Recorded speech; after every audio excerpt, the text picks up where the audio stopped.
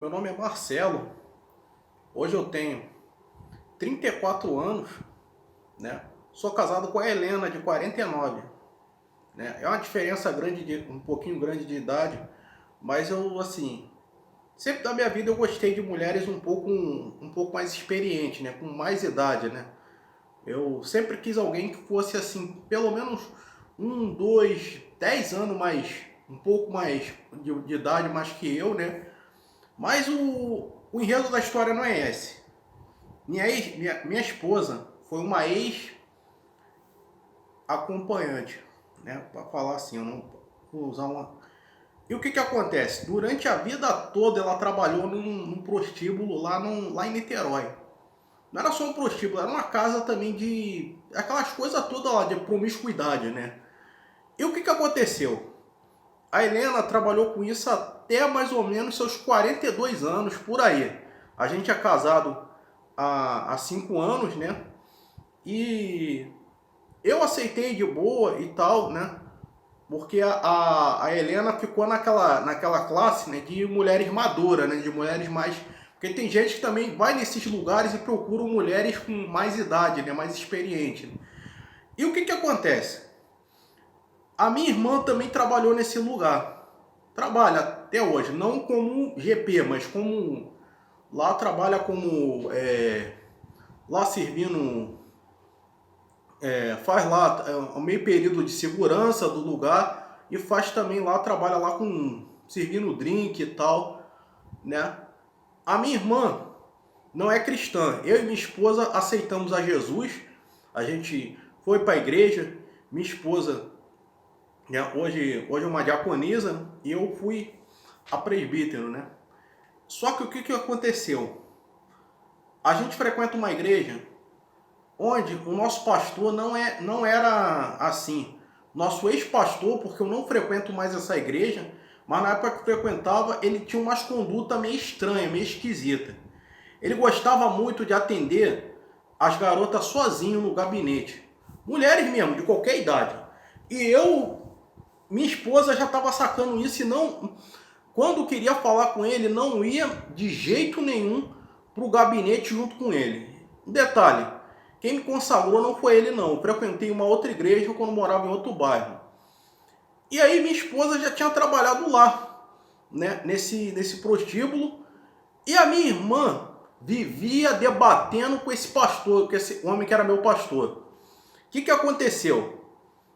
Ela soube, depois de mais ou menos 8, 10 anos trabalhando lá, que quem financiava aquele prostíbulo, quem fundou aquilo dali, quem ergueu aquilo ali, sabe quem foi? Um pastor. Eu falei, como assim? Ela me contou isso. Minha irmã é casada também, né? Meu cunhado também ficou abismado com isso. Eles não são cristãos, mas eles respeitam muito a comunhão com a gente, né? Eles veem na gente uma pessoa mudada, pessoas assim bem transformadas. E o que aconteceu? Quando minha irmã vivia debatendo com esse meu pastor, eu falei, que é isso? Está debatendo com um homem de Deus e tal. É que ele está tendo umas condutas estranhas. Aí eu comecei a ficar mais, liguei meu sinal de alerta quanto a esse homem que era meu pastor. E o que aconteceu? Um dia, né, uma menina lá da igreja, conhecida também da minha irmã, chama ela para ser madrinha, para ser testemunha lá de um casamento, né? E o que acontecia? Minha irmã já minha irmã descobriu que quem financiava esse prostíbulo era esse homem, olha aí, pasmem, que era meu pastor. Aí o que aconteceu? Esse homem que era meu pastor também tinha umas outras igrejas. E aí a amiga da minha irmã convidou ela para ser madrinha de um casamento, testemunha, né? E o que aconteceu? Ela vivia debatendo. E aí ela me contou isso. Eu falei, não pode ser. No início eu não acreditei. Minha esposa também não sabia disso enquanto trabalhou lá. Não sabia dessas coisas, né? E minha esposa já era veterana de casa ali, né? Trabalhou há muito tempo, né? E o que aconteceu? A gente foi lá, foi no casamento, eu também fui convidado para esse casamento. E aí, quando minha irmã chega lá para ser madrinha, quem que ela dá de cara abençoando o casamento? Esse pastor, que era, por coincidência, que foi meu pastor, chefe lá do prostíbulo. E ele ficou de todas as cores que você possa imaginar, quando deu de cara com ela lá. Ela ia ser madrinha e testemunha. E chegamos lá em off e conversamos com ele. O que é isso? Ô pastor, você tá aí, você é um servo de Deus, mas está financiando coisas aí que... casa de promiscuidade. Aí ele começou a questionar a gente. Ah, que isso é maluquice, que não sei o que. Eu tenho que dar emprego aí pra... eu sou homem de Deus, eu tenho que dar emprego aí para as mulheres. Mas emprego aí de... Eu fui bem claro com ele, né? De promiscuidade sexual, de passar genitália aí nos outros. Isso aí é coisa do homem de Deus. Eu debati com ele mesmo. Aí o que ele falou? Você é doido, não sei o que, eu vou te botar na disciplina. Eu falei, pode botar. Eu não quero um homem como o senhor, como meu pastor. Eu falei, fui curto e grosso. E minha mulher... E ele tentou jogar na minha cara, e você que é casado com a velha prostituta. Eu falei, como é que é? Eu só não saí no braço ali com ele, só não rebentei com ele, porque eu soube ser mais homem de Deus do que ele. E julgou, falou que a gente tava louco, que não sei o quê. Mas, gente, quando Deus quer realmente tirar a máscara de alguém, é claro que Deus não envergonha ninguém. Quem envergonha é Satanás. Deus vai até onde essa pessoa tá para descobrir o pecado dele. Mentira não dura, mentira não perdura muito tempo. Aí sabe o que aconteceu? A igreja começou a esvaziar, saiu um dali, saiu um daqui, e não sei o que. E as pessoas foram descobrindo pouco a pouco o que ele fazia. E a desculpa dele era essa: eu tenho que dar emprego para as meninas que não tem oportunidade. Mas você vai dar um emprego aí que envolve coisa pecaminosa, sujeira, prostituição. Aí o que aconteceu? Esse pastor soube nesse dia que ele foi preso. Ele foi preso por 2 crimes. Um porque estava fazendo desvio de verba da igreja, e uma pessoa descobriu, denunciou ele, e outra porque ele molestou uma menor de idade. Eu disse, né, que ele gostava de atender as meninas sozinho, e era isso que ele fez. E minha esposa, que era mais experiente, mais cascuda, não aceitou isso não. E minha esposa saiu imediatamente da igreja quando soube que ele ofendeu ela desse jeito. Ela falou que isso é coisa do homem de Deus. Nem quando eu estava no mundo me ofenderam dessa maneira.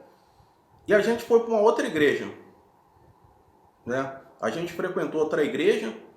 E sabe que eu soube? Que esse pastor está recebendo salário de presidente, de pastor presidente, estando lá na cadeia.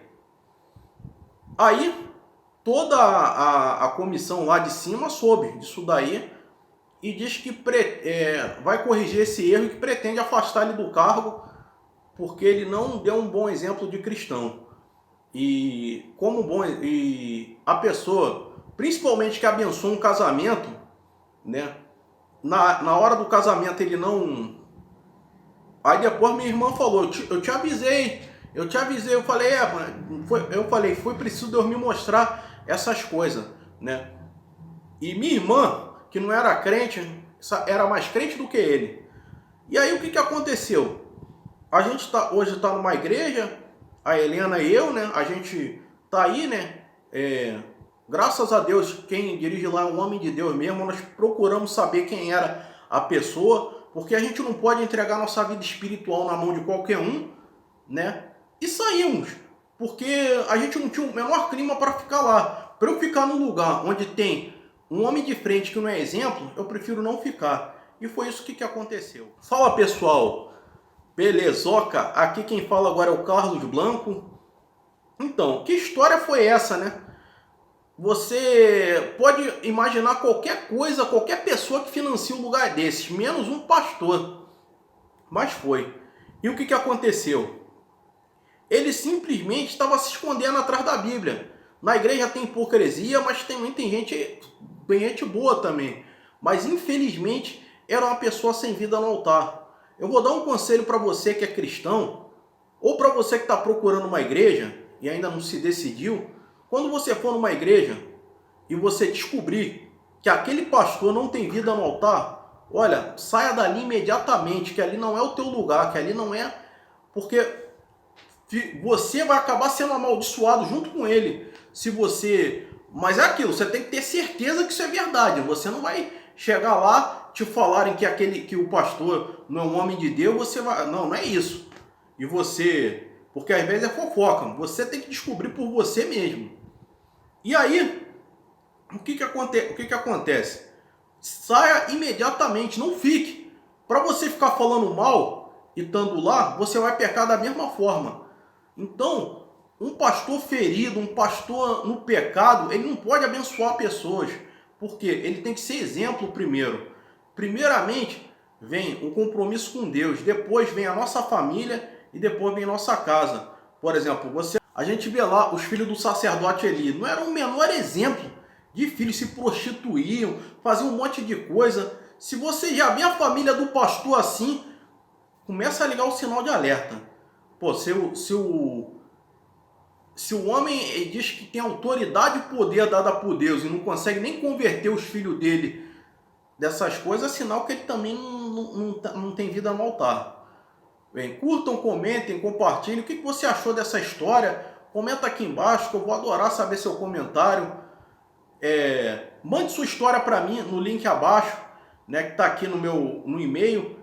Né? Não é conto adulto, não é história picante nem coisa parecida, é histórias que tragam lição de vida. Eu vou ficando por aqui, fiquem com Deus e até a próxima.